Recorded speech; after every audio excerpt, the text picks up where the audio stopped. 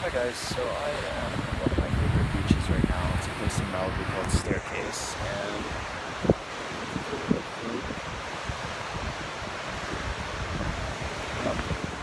I really like it because it's not quite as busy as a lot of the other beaches around here, and it's just a little kind of tucked away from the street as well, so you don't hear quite as much of the PCH noise, the noise from Pacific Coast Highway. And it's just really serene. It's kind of like tucked into a cove area, so it's quiet, it's super peaceful, and sometimes the waves break pretty nice here too. But right now, I'm kind of waiting for the tide to drop a little bit because the tide's a little high and the waves aren't really breaking that great. So, but there's like literally two people out in the water right now. It's really nice. There's only a few people down on the beach. The reason why it's called Staircase is because you actually have to take a few steps, kind of just made out of wood planks. There's wood planks that are kind of formulated into steps that go all the way down to the beach from the cliff. So yeah, it's a great place to just calm and just take in the serenity and the quietude and whatnot. But what I wanted to talk about today is community, sense of community, because it's something that I've been thinking about a lot lately, because I've really had the opportunity to compare what communities are like when I was living in Bali, Indonesia, and all the other places that I visited as well. When I was living in Costa Rica for 6 months, so I really had the opportunity to kind of just feel what it's like to live in these different communities and compare them to the community that I'm used to here in Los Angeles. And yeah, I mean, the differences are pretty huge. For one thing, I think Los Angeles tends to be pretty dispersed, as we all know. You have to drive everywhere.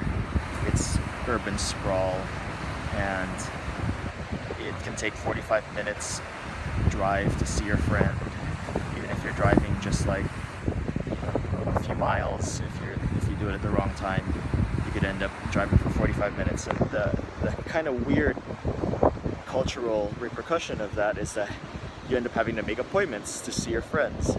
You don't just see them by happenstance like you do in a smaller town such as Canggu in Bali or Nasara or even Santa Teresa in Costa Rica. You just see your friends when you're at the mini mart buying ice cream. You'll run into people just by happenstance all the time, or when you're walking to the beach, or if you're just walking down the road. And so it's this really spontaneous social interaction, which I really miss when I'm here in Los Angeles. I mean, sometimes I'll run into friends at the beach randomly, which is nice, but not my super close friends. With my really close friends, if I run into them randomly someplace, it's really unexpected. It doesn't happen all that often. So that's something that I miss quite a bit when I'm here in the big city. And to continue with that point, I was watching this TED Talk. It was called "The Opposite of Addiction is Community." So so that's what it's entitled, and it's a TED Talk that's basically discusses addiction. And so the irony of that is, it's what he's saying is that the opposite of addiction is not sobriety. So it's not like the white knuckle sobriety that we expect people should do if they're addicted to something. It's community. And the whole premise of the talk, if you have the opportunity to, I highly recommend it. I just watched it this morning, and I heard a summary of it as well a while ago through some podcast or something, or probably on NPR. But the whole premise of it all is that they said that people get addicted, or not just even people, but even animals. They first started to discover this type of behavior in lab rats.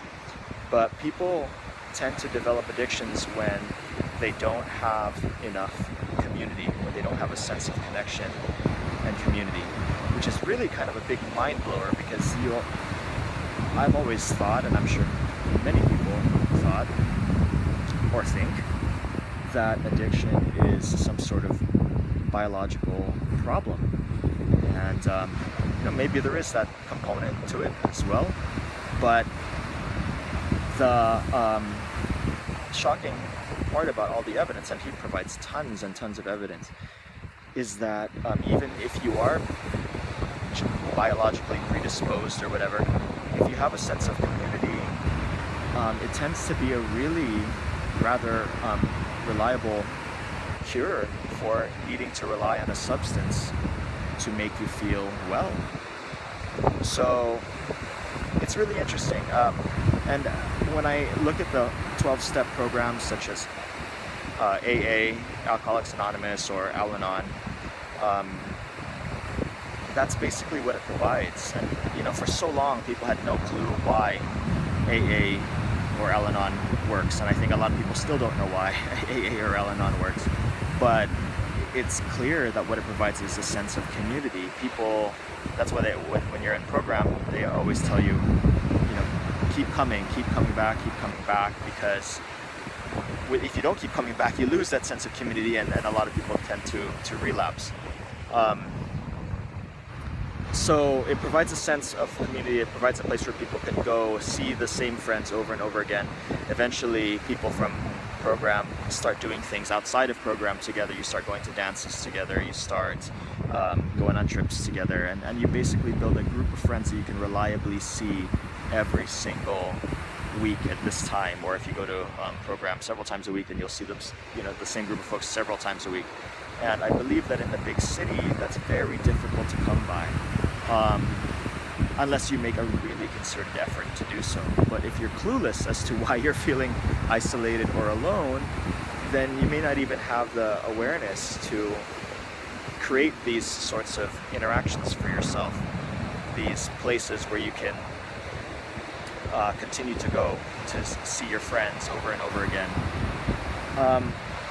I think the difficult part for me in being in Los Angeles is that because I have been traveling a lot, and because I'm still kind of trying to find my way, find what it is that I'm passionate about, especially work-wise, is that it is kind of difficult to build those reliable communities, because generally community, once you graduate from high school, is based on your work.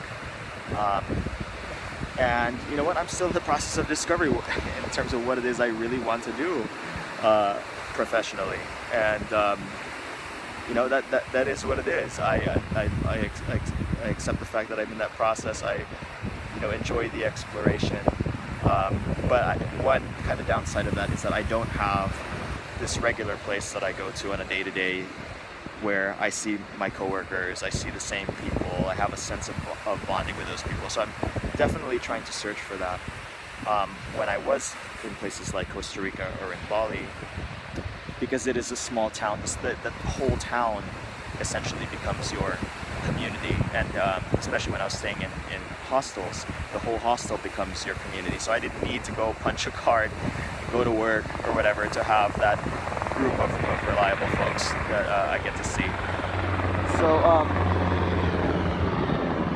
sorry, helicopters.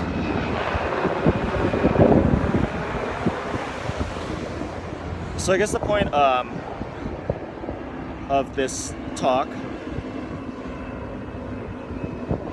is one to kind of, as with all of my little vlogs, is to kind of clarify my own thoughts on it. When I organize my thoughts in writing or in a vlog, it really allows me to sort of to just put the thoughts, to kind of just order my thoughts so I can really sort of understand these conclusions that I come to in life. Because sometimes I'll just have just thoughts just racing around in my head, and I have these little nuggets of ideas of things, but it's not until I start to really write them down or talk them out with somebody that I start to really organize those thoughts. And I've had this discussion about community with tons of folks when I've been traveling, and it's a really interesting subject, I think, because I think it's so important